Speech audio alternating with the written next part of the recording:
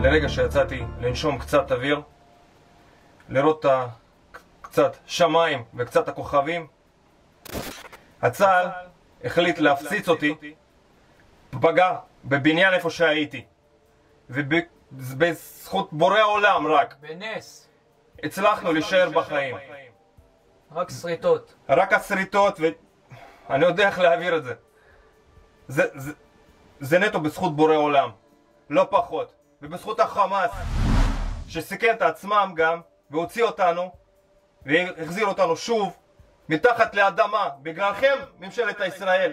אני שוב 30 מטר מתחת לאדמה בקופסה מבטון, בלי לראות אור יום ובלי כלום, ובלי תקווה לחזור הביתה ולראות את המשפחה שלי וילדים שלי. אז אני מבקש מכל העם ישראל, תחדו ביחד, תלחמו, תיתנו לחץ, תעשו כל מה שצריך בשביל להשפיע על הממשלה שלנו, בשביל להשפיע על נשיא הממשלה. תחזירו אותנו הביתה, תחזירו אותנו לחיים, תחיו אותנו.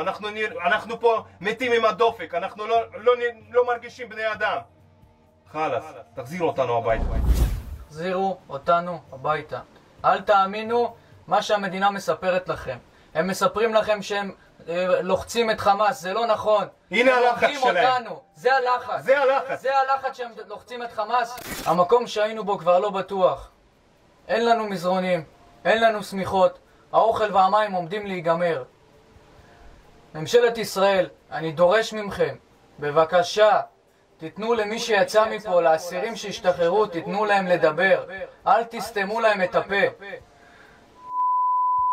אתה היית פה איתנו, חווית איתנו הכל, אתה יודע מה עברנו. כשיצאת פה, אתה זוכר איך היינו נראים כמו שלדים. ועכשיו, כשרק התחלנו להחזיר קצת את הבריאות שלנו, הממשלה שלנו מחזירה אותנו אחורה למצב הקודם.